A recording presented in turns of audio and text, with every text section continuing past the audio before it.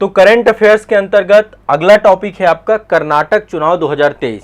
आपको पता है इसी वर्ष 2023 में कर्नाटक में 15वीं विधानसभा का जो कार्यकाल था वो 24 मई 2023 को जो है समाप्त हो गया था। तो 15वीं विधानसभा का कार्यकाल समाप्त हुआ था 24 मई 2023 को। तो उसकी 16वीं विधानसभा का गठन अभी किया गया है। भारत के निर्वाचन आयोग के द्वारा जो है एक अधिसूचना जारी की गई और राज्य में नई विधानसभा के गठन के लिए एक चरण में ही चुनाव हुआ था कर्नाटक में। कर्नाटक इलेक्शन आप सभी जानते हैं। और राज्य में मतदान कब हुआ था? 10 मई 2023 को। तो कर्नाटक इलेक्शन हुए थे आपके। अभी देखो मौजूदा जो एग्जाम है ना, तो आमतौर पे जो भी आसपास इलेक्शन होते हैं उनसे क्वेश्चन पूछता है, तो आपको रफली जानकारी होनी चाहिए। तो 10 मई को चुनाव हुए थे कर्नाटक में, ठीक है। अब कर्नाटक में चुनाव हुए थे तो यहाँ पे कितनी सीटें हैं, एक तो सीटें आपसे पूछ लेगा कि कितनी सीटें हैं। तो टोटल यदि हम देखें कर्नाटक विधानसभा में तो 224 सीटें हैं। कितनी सीटें हैं? 224 सीटों में चुनाव हुआ। कितनी सीटों में? 224, ये ध्यान रखिएगा। 224 सीटें टोटल कर्नाटक में हैं और जो है बाकी रिजर्वेशंस तो हर जगह पे है ही है। तो यहाँ पर 13 मई को परिणाम घोषित किए गए। 10 मई को मतदान किया गया, 13 मई को परिणाम आए। ये दो डेटें आपको थोड़ा सा ध्यान रखना है। 10 मई को हुआ था, वैसे डेट से कम ही पूछता है। सीटें आमतौर पे आपके मैच द फॉलोइंग में आ जाते हैं, तो आपको पता रखना चाहिए। अब इसमें जो सबसे बड़ी पार्टी बन के उभरी वो बनी भारतीय राष्ट्रीय कांग्रेस। भारतीय राष्ट्रीय कांग्रेस को 224 सीटों में 135 सीटें प्राप्त हुई। 135 सीटें किसको मिली? भारतीय राष्ट्रीय कांग्रेस को, ठीक है। 135 सीटें और लगभग टोटल 42.88% जो है मतदान वहां पे प्राप्त हुआ। किसको? भारतीय राष्ट्रीय कांग्रेस को। तो जब भारतीय राष्ट्रीय कांग्रेस सबसे बड़ी पार्टी बनी, दूसरे नंबर पे आपकी भारतीय जनता पार्टी रही बीजेपी, 66 सीटें प्राप्त हुई थी। फिर आपका जनता दल सेकुलर करके वहां पे एक दल है, उसको 19 वो मिले। फिर निर्दलीय 2 विधायक थे और एक कल्याणा राज्य प्रगति पक्ष करके पार्टी है, वहां पे उसको 1 सीट, और एक सर्वोदय कर्नाटक पार्टी है उसको 1 सीट। टोटल 6 पार्टियां हैं। मैं 6 कैंडिडेट आपको फिर से एक बार बता रहा हूं। भारतीय राष्ट्रीय कांग्रेस को 135 सीटें, भारतीय जनता पार्टी को 66 सीटें, जनता दल सेकुलर है वहां पे 19 सीटें, निर्दलीय 2 सीटें और कल्याणा राज्य प्रगति एक करके पार्टी है उसको 1 सीट और सर्वोदय कर्नाटक पक्ष को 1 सीट। ये आपको ध्यान रखना है। अब यहां पे ध्यान रखिएगा 2023 के चुनाव में जो यहाँ पे मुख्यमंत्री बने हैं वो बने हैं सिद्धारमैया। कौन बने हैं? सिद्धारमैया। काफी उठापटक चली थी। ये आप देख रहे हैं, ये चेहरा ये सिद्धारमैया जी का है। ये आप देख रहे हैं कांग्रेस के, ये ऑलरेडी पहले भी रह चुके हैं सीएम। तो सीएम कौन बने हैं यहाँ पे? सिद्धारमैया, ध्यान रखिएगा। और जो है यहाँ पे एक उप मुख्यमंत्री का भी पद रखा गया। अब आमतौर पे एक प्रचलन सा हो गया है, जब 2 कद्दावर नेता एक ही राज्य में होते हैं तो एक उप मुख्यमंत्री बना दिए जाते हैं। तो शिव कुमार वहां पे जो है कर्नाटक प्रदेश कांग्रेस के अध्यक्ष भी थे, डीके शिव कुमार। डीके शिव कुमार को जो है क्या बनाया गया है यहाँ पे?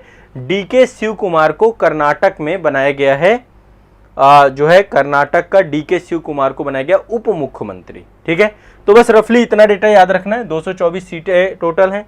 सिद्धारमैया यहाँ पे सीएम बने हैं, कांग्रेस के द्वारा सरकार बनाई गई है, ये आपको जानकारी रखना है। चलिए आगे चलते हैं। देखो एक बहुत महत्वपूर्ण अभियान जो है हमारे देश का एनसीबी के द्वारा चलाया जा रहा है। एनसीबी मतलब नारकोटिक्स कंट्रोल ब्यूरो, ठीक है। एक आप सभी इसका नाम बड़ा चर्चा में आपने सुना भी था, जब आपको पता है कि समीर वानखेड़े थे और उनके द्वारा आर्यन खान को पकड़ा गया था, तब आपने एनसीबी का नाम बहुत सुना होगा, ठीक है। बहुत महत्वपूर्ण संस्था है ये नारकोटिक्स कंट्रोल ब्यूरो। इसके द्वारा एक ऑपरेशन चालू किया गया है जिसका नाम रखा गया है ऑपरेशन समुद्रगुप्त 2022-23। ऑपरेशन समुद्रगुप्त 2022-23। अब आप एक चीज जानते हैं हमारे साथ समस्या क्या है? हमारा पड़ोस में मादक पदार्थों की बड़ी तस्करी होती है, ठीक है। मैं एक बार आपको मानचित्र में दिखाता हूं। ये हमारा पड़ोस है, देखो अभी जूम आउट करके दिखाता हूं। ये आप पड़ोस देखिए हमारा, यहां पे देखिए ये हमारा भारत राज्य है, ठीक है।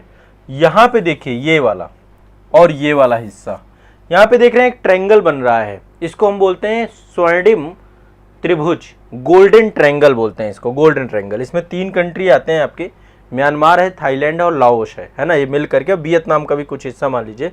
ये आपका गोल्डन क्रिसेंट है, इसको स्वर्णिम अर्धचंद्र बोलते हैं।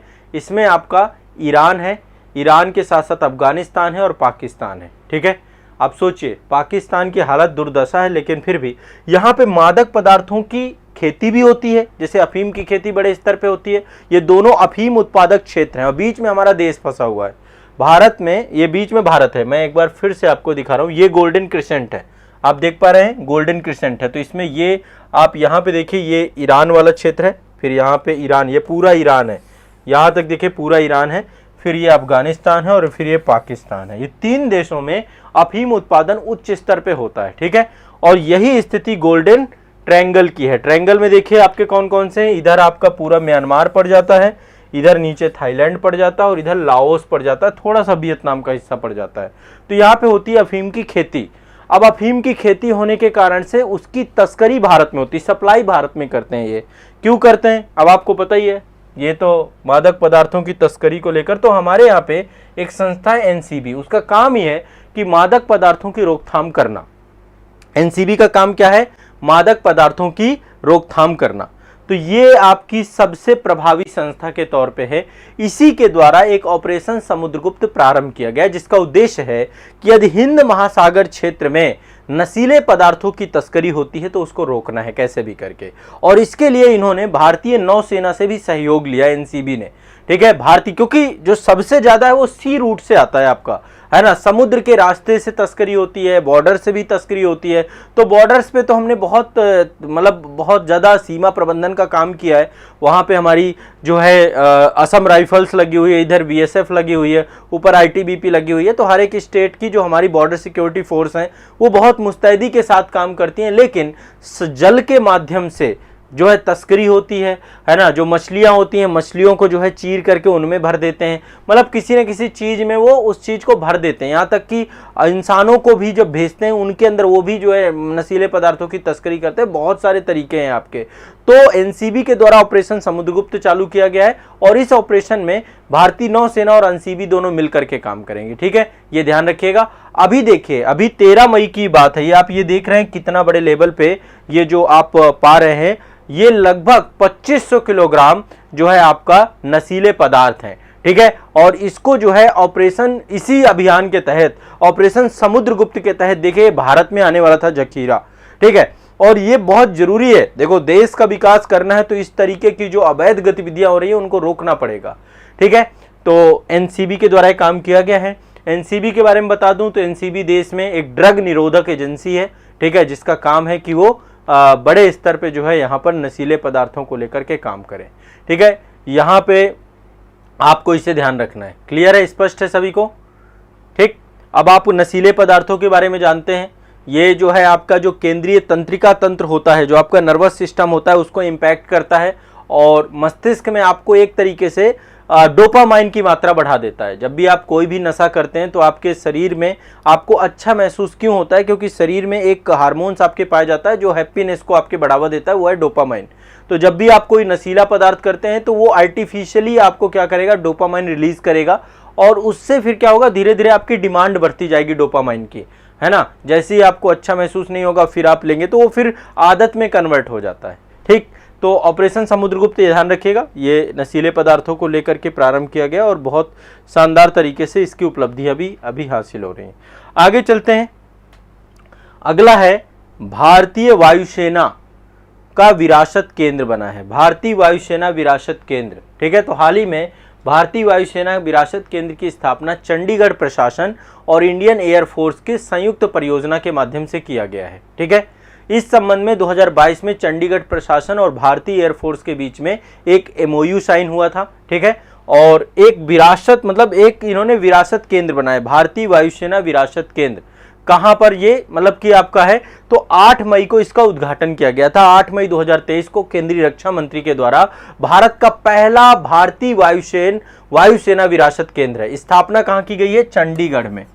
चंडीगढ़ में इसकी स्थापना की गई है। ठीक है, भारत का पहला जो है भारतीय वायुसेना विरासत केंद्र है आपका। ठीक है, उद्देश्य क्या है, जो हमारी भारतीय वायुसेना के गौरवशाली इतिहास है उस इतिहास को यहाँ पे सजोकर रखना और लोगों तक पहुँचाने का प्रयास करना और भारतीय युवाओं को भारतीय वायुसेना से जुड़ने के लिए प्रेरित करना। ठीक है।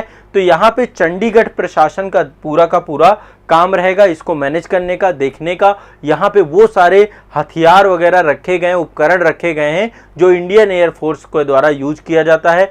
और इस विरासत केंद्र में इंडियन एयरफोर्स के लड़ाकू क्षमताओं के अलावा मानवीय सहायता, कई बार जो है आपको देखते हैं कि कभी आपदा आ गई तो वहां पर आपको जो है इंडियन एयरफोर्स दिख जाती है ना, और आपदा राहत में की गई जितनी भूमिकाएं हैं उनको भी दिखाया जाएगा। तो चंडीगढ़ में भारत का पहला भारतीय वायुसेना विरासत केंद्र बनाया गया है। मैं तो कहता हूं हर राज्य में ये बनाया जाना चाहिए ताकि लोग ज्यादा से ज्यादा देख पाएं। ये देख सकते हैं ये सारे फाइटर प्लेन यहाँ पे एक तरफ से रखे हुए हैं और इनको यहाँ पे दिखाने का प्रयास किया जाएगा। देखो ये घटना पे वैसे मैं डिटेल से चर्चा कर चुका हूं, लेकिन फिर भी एग्जाम व्यू पॉइंट से एक बार फिर से देख लेते हैं। ये घटना है मणिपुर वायलेंस, है ना। मेरा एक विस्तार से वीडियो आप लोगों को अलग से आया था, लेकिन फिर भी मणिपुर हिंसा पे क्वेश्चंस बन सकते हैं। जनजातीय संघर्ष था, ये बहुत बुरी स्थिति रही है। तो देखिए मणिपुर जो है, सबसे पहले मणिपुर की यदि आप भौगोलिक स्थिति देखें तो 3 राज्यों से सीमा साझा करता है। एक तरफ नागालैंड है, दूसरी तरफ असम है और तीसरी तरफ मिजोरम है। यहाँ पे कुछ प्रमुख जनजातीय समूह रहते हैं, नागा समूह, मैतेई समूह और कुकी समूह। मतलब ये कुछ प्रमुख नागा और कुकी समूह पहाड़ी क्षेत्र में रहते हैं, पर्वतीय क्षेत्र में, है ना, क्योंकि मणिपुर में भी बहुत सारी पहाड़ियां हैं। एक बार मणिपुर हिंसा मैं आपको समझा रहा हूं ऐतिहासिक पृष्ठभूमि के साथ, बहुत कम टाइम पे आपका पूरा कंप्लीट करके क्लियर कर दूंगा, ठीक है। मणिपुर में अभी एक देखो, मणिपुर में जो हिंसा हुई उसके पीछे वहां की जनजातीय संघर्ष को देखा जा सकता है, ठीक है। मणिपुर जो है म्यांमार से भी बॉर्डर साझा करता है। एक तो 3 तरफ से भारतीय राज्यों से सीमा साझा करता है, नागालैंड, असम, मिजोरम, और एक तरफ से म्यांमार के साथ सीमा साझा करता है, ठीक है। मणिपुर में टोटल 16 जिले हैं। कितने जिले हैं टोटल? 16 जिले हैं, ठीक है। लेकिन ज्यादातर देखो ऐसे इसको विभाजित किया जा सकता है मणिपुर में, एक तो घाटी वाला एरिया है और एक पहाड़ी वाला एरिया है, ठीक है। घाटी वाला एरिया और पहाड़ी वाला एरिया। पहाड़ी वाले एरिया में ज्यादा जिले नहीं है, पहाड़ी वाले एरिया में मात्र 5 जिले हैं ज्यादातर, लेकिन पहाड़ी एरिया ज्यादा है, लगभग 90% हिस्सा जो है पहाड़ी ही है यहाँ पे, लेकिन वहां पे टोटल 5 जिले हैं, ज्यादा जिले नहीं है। घाटी वाले जिले में ज्यादा जनसंख्या रहती है और वहां की जो सबसे बड़ी जनजाति है मैतेई जनजाति, जिसका जो है पॉलिटिक्स में सबसे ज्यादा प्रभाव है, राजनीति में सबसे ज्यादा प्रभाव है, वो जो है आपकी घाटी वाले क्षेत्र में रहती है। घाटी जिले जितने भी हैं, टोटल 11 जिले हैं घाटी जिले, और लगभग देखा जाए तो राज्य का लगभग 10% भूमि को आच्छादित करते हैं, ठीक है। तो मणिपुर में डेंस आबादी जो है घाटी वाले क्षेत्र में रहती है। ये तो रफली आपको जानकारी रखनी चाहिए। अब यहाँ पे मैंने आपको जनजाति समूह बताए कि कौन कौन से जनजाति समूह यहाँ पे पाए जाते हैं। एक तो आपका यहाँ पे मैतेई जनजाति पाई जाती है, कुकी जनजाति पाई जाती है, जिसको हम कुकी चिन जनजाति भी कहते हैं, नागा जनजाति पाई जाती है, जिनमें से नागा और कुकी जनजातियां पहाड़ी जिलों में पाई जाती हैं, पहाड़ों में रहती हैं, और जो आपकी मैतेई जनजाति है वो घाटी वाले क्षेत्र में रहती है। एक चीज और क्लियर कर देता हूं, मैतेई जनजाति वहां की राजनीति में प्रभावी है। 60 सीटों में से लगभग 40 से 45 सीटें मैतेई जनजाति के लोगों के द्वारा ही वहां पर, मतलब गवर्नमेंट उन्हीं के द्वारा बनाई जाती है, ये मान लीजिए। मतलब यदि पॉलिटिकल प्रेजेंस की बात करें तो मैतेई जनजाति का प्रेजेंस ज्यादा है, ठीक है। नागा कुकी जनजाति पहाड़ों में रहती है और घाटी वाले क्षेत्र में रहती है। अब एक चीज ध्यान रखिएगा, संख्या बल में कौन जाता है? मैतेई जनजाति। संख्या बल में कौन जाता है? मैतेई जनजाति, है ना। अब वहां पे हुआ क्या, दरअसल काफी लंबे समय से मैतेई जनजाति करी मुझे अनुसूचित जनजाति का दर्जा दे दीजिए। मैतेई जनजाति को अनुसूचित जनजाति का दर्जा नहीं प्राप्त है, एसटी का दर्जा नहीं प्राप्त है। एसटी का दर्जा किनको प्राप्त है? नागा और कुकी जनजाति को, क्योंकि इनकी संख्या भी कम है, अल्पसंख्यक समुदाय है मणिपुर का ये। तो हुआ क्या, काफी लंबे समय से एक डिमांड चली आ रही थी, ठीक है। लंबे समय से एक वहां पे अनुसूचित जनजाति मांग समिति है, वो समूह दशकों से मांग करता आ रहा है कि भैया हमें एसटी का दर्जा दे दीजिए। फिर इतना समझ में आ रहा है ना आप लोगों को? कोई दिक्कत तो नहीं, किसी को दिक्कत तो नहीं, बहुत सिंपल समझा रहा हूं आपको, ठीक है। वहां पे हुआ क्या कि जो मैतेई जनजाति के लोग हैं वो लगातार कह रहे हैं मुझे अनुसूचित जनजाति का दर्जा, इसके लिए एक कमेटी वहां पे अनुसूचित जनजाति मांग समिति। तो अभी हाल ही में मार्च 2023 की बात है, मणिपुर हाई कोर्ट के द्वारा जो गैर जनजातीय समूह है, खासकर मैतेई समुदाय है, उसको अनुसूचित जनजाति का दर्जा प्रदान करने के लिए राज्य सरकार को निर्देश दिया गया कि भाई राज्य सरकार रिव्यू करे और मैतेई जनजाति को भी एसटी का दर्जा प्रदान कर दे। अभी तक मैतेई जनजाति के लोग ओबीसी और एससी का दर्जा उनको प्राप्त था, एसटी का दर्जा प्राप्त नहीं था। अब आपको पता है एसटी का दर्जा प्राप्त कर लेने से कई सारे और जो है राइट मिल जाते हैं, ठीक है। अब देखिए, जैसे ही उच्च न्यायालय ने यह निर्देश दिया, ठीक है, कि राज्य सरकार जो है मैतेई जनजाति को एसटी का दर्जा प्रदान करे, वैसे ही राज्य में हिंसा का वातावरण बन गया। क्यों?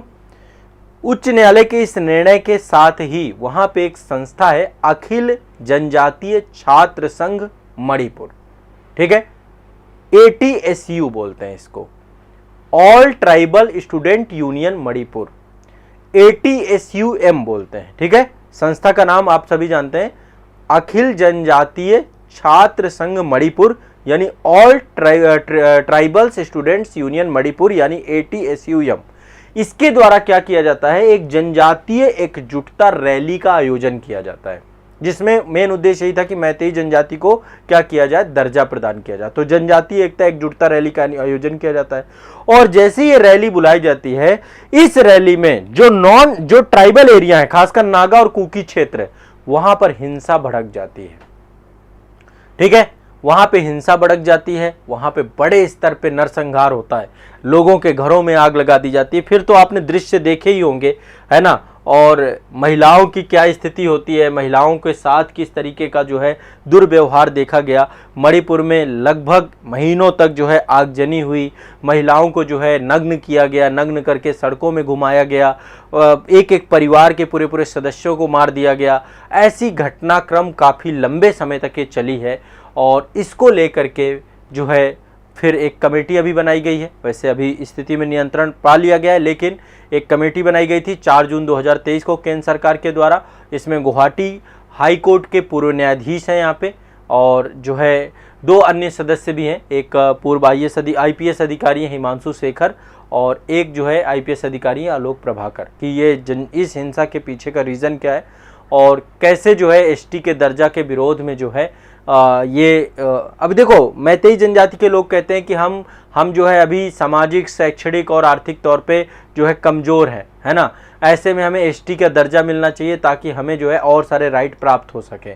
और जैसे ही हमें एसटी का दर्जा प्राप्त हो जाएगा, वैसे ही हम जो पहाड़ी क्षेत्र है वहाँ पर भी भूमि खरीद सकेंगे। अभी क्या होता है, पर्वतीय क्षेत्रों में बहुत सारे रिस्ट्रिक्शंस होते हैं, ठीक है। तो ऐसे में जो है ये पूरा का पूरा मामला बना था, और इस मामले को लेकर के मुद्दा पूरा गहमा गहमी में आया था, ठीक है। और इसके बाद केंद्र सरकार के द्वारा मणिपुर में शांति समिति का भी गठन किया गया है। एक तो बनाई गई आपकी जांच समिति, जो ये जांच करेगी कि भैया मणिपुर की हिंसा हुई कैसे। एक शांति समिति भी बनाई गई है, 10 जून 2023 को केंद्र सरकार ने बनाई थी, और इसमें मणिपुर की राज्यपाल अनुसुईया उइके हैं, ठीक है, वो इसकी अध्यक्षता करेंगे। अभी मणिपुर की राज्यपाल कौन है, अनुसुईया उइके, ठीक है, उनके द्वारा इसकी अध्यक्षता की जाएगी। और इसमें अन्य बहुत सारे सदस्य बनाए गए। मणिपुर के मुख्यमंत्री हैं एन बीरेन सिंह, ये भी आपके मैतेई जनजाति से जुड़े हुए हैं। एन बीरेन सिंह हैं, राज्य के कुछ मंत्री रखे गए हैं, संसद रखे गए, विधायक रखे गए, राजनीतिक दलों के नेताओं को रखा गया है, कई सारे सिविल सेवक रखे गए, शिक्षाविद रखे गए, और कई सारे विभिन्न जनजातीय समूहों के प्रतिनिधि रखे गए।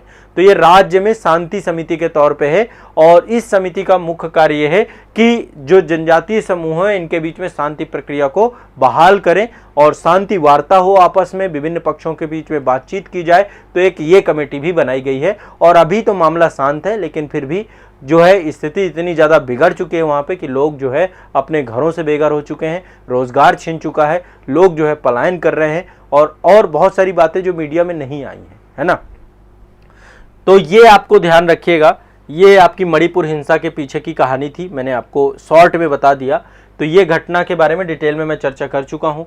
मणिपुर हिंसा को लेकर आपको ध्यान में रखना है, ठीक है। चलिए, क्लियर हो रहा है ना, आपको समझ में आ रहा है ना। पहले एक बार मुझे बताएं यहाँ पे कि सब चीज़ें, मेरी बात क्लियर हो रही है ना, जो मैं आपको बता रहा हूँ आप समझ पा रहे हो कि मैं ही समझ रहा हूँ, ऐसा तो नहीं है ना, है ना। आपको भी मतलब प्रॉपर समझते चलना है। और ये सब करंट है, ये सब एग्जाम में आएगा आपके, इसलिए मुझे पढ़ाना ज़रूरी है। मैं पिछले जो आपका पूरा 1.5 साल का करंट है ना, लेटेस्ट करंट, उसके सेलेक्टेड टॉपिक आपके ले रहा हूँ जो हाल फिलहाल में हुए हैं। हाँ, अच्छे समझ में आ रहा है, बहुत बढ़िया, वेरी गुड, बहुत बढ़िया। अच्छा, चलिए अगला टॉपिक है आपका, एक सर्वेक्षण हुआ है, राष्ट्रीय विनिर्माण नमोन्वेष सर्वेक्षण 2021-22। ये हेडिंग्स करके आप लिखते जाया करिए इनके बारे में जो चीजें समझ में आए आपको। राष्ट्रीय विनिर्माण नवोन्मेष सर्वेक्षण 2021-22, ठीक है, इसको हम बोलते हैं NIMIS, ठीक है। NSIMS क्या है, इसका फुल फॉर्म क्या है? इसका फुल फॉर्म है नेशनल मैन्युफैक्चरिंग इनोवेशन सर्वे, नेशनल मैन्युफैक्चरिंग इनोवेशन सर्वे 2021-22। ये विज्ञान एवं प्रौद्योगिकी विभाग भारत सरकार के द्वारा और संयुक्त राष्ट्र औद्योगिक विकास यूनिडो जिसे हम बोलते हैं, United Nation Industrial Development Organization UNIDO, ठीक है, United Nation Industrial Development Organization, इसके द्वारा संचालित एक रिपोर्ट है आपकी। इसका उद्देश्य क्या है? भारत में जो निर्माण फर्म है, मैन्युफैक्चरिंग फर्म है, वहां पे नवाचार प्रदर्शन का मूल्यांकन करना, ठीक है, नवाचार प्रदर्शन का मूल्यांकन करना। भारत में आपको पता है कि अभी समय इनोवेशन का युग चल रहा है। नवाचार समझते हैं ना, है ना, नवाचार मतलब विभिन्न स्तर के नवाचार के काम करना। तो जो है ये एक सर्वेक्षण है और इस सर्वेक्षण में जो है 27 अप्रैल 2023 को राष्ट्रीय विनिर्माण नवोन्मेष सर्वेक्षण को जारी किया गया। कब जारी किया गया इस सर्वेक्षण को? राष्ट्रीय विनिर्माण, विनिर्माण मतलब मैन्युफैक्चरिंग क्षेत्र में जो है इस सर्वेक्षण को 2021 ये कब जारी हुआ? 27 अप्रैल को जारी किया गया, 27 अप्रैल 2023 को ये जारी किया गया, ठीक है। और इसमें जो है दो प्रकार के सर्वेक्षण थे, एक तो फर्म लेवल सर्वे था, दूसरा आपका जो है नवाचार की क्षेत्रीय प्रणाली के तौर पे डेवलप किया गया था। तो ओवरऑल इसमें क्या किया गया है, इसमें राज्यों को रैंक प्रदान की गई है कि पहले नंबर पे बड़े राज्य, मतलब कैटेगरी बनाई गई इसमें, बड़े राज्य, छोटे राज्य, पहाड़ी राज्य, केंद्र शासित प्रदेश, कौन इसमें? तो बड़े राज्यों में नंबर 1 में जो आपका है वो है कर्नाटक। बड़े राज्यों में नंबर 1 में आपका कौन सा है? कर्नाटक है। हाँ, ये है आपका बड़े राज्यों में नंबर 1 में क्या है? कर्नाटक। बड़े राज्यों में नंबर 1 में आपका कर्नाटक है, ठीक है। दूसरे नंबर पे आपका है तेलंगाना, तेलंगाना। तीसरे नंबर पे आपका ये है तमिलनाडु, ठीक है। तो टॉप 3 आपको ध्यान रखना है, ये राष्ट्रीय विनिर्माण सर्वेक्षण पे नंबर 1 पे है, ठीक है। नवोन्मेष सर्वेक्षण में नंबर 1 पे 3 स्टेट है। इसके बाद पहाड़ी राज्यों की एक श्रेणी रखी गई है। पहाड़ी राज्यों में उत्तराखंड नंबर 1 में है। पहाड़ी स्टेट में, पहाड़ी स्टेट का एक कैटेगरी रखा गया है, पहाड़ी राज्य। पहाड़ी राज्य में नंबर 1 है उत्तराखंड, उत्तराखंड, ठीक है।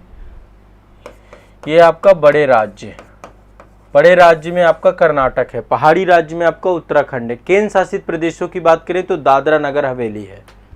केंद्र शासित प्रदेशों की बात करें, यूटी की बात करें तो इसमें दादरा नागर हवेली, ये आप सभी जानते हैं, दादरा नगर हवेली और दमन द्वीप एक ही हो गया है, एक ही यूटी बना दिया गया है। अब भारत में 8 यूटी हैं टोटल, ठीक है। तो ये आपका जो है ये पूरी की पूरी, ठीक है, ध्यान रखिएगा। ये रिपोर्ट थी आपकी नेशनल मैन्युफैक्चरिंग इनोवेशन सर्वे 2021-22। क्लियर है, स्पष्ट है? तो ये आपकी रिपोर्ट है जो हमारे मैन्युफैक्चरिंग सेक्टर में किन किन स्टेट में कैसे कैसे काम हो रहा है, ठीक है। तो हमने क्या क्या टॉपिक देख लिया? एक तो हमने राष्ट्रीय विनिर्माण नवोन्मेष सर्वेक्षण देख लिया आपका, ठीक है, ये जारी किया गया है। इसके बाद मणिपुर हिंसा के बारे में चर्चा हो गई अच्छे से, और इसके बाद जो है ये आपका भारतीय वायुसेना का विरासत जो है आपका केंद्र बनाया गया चंडीगढ़ में, ये याद रखिएगा, इम्पोर्टेंट है। इसके बाद ये ऑपरेशन समुद्रगुप्त के बारे में चर्चा हो गई हमारी, ठीक है। ऑपरेशन समुद्रगुप्त 2022-23 ये भारतीय एनसीबी के द्वारा नौसेना के सहयोग से, और कर्नाटक इलेक्शन के बारे में चर्चा हो गई। अब इतना करंट अफेयर्स याद कर लीजिए, रट लीजिए, ठीक है, इतना रट लीजिए, ये आपको भूलना नहीं चाहिए। आपको एग्जाम में इनसे भी क्वेश्चन देखने को मिलेंगे, ठीक है।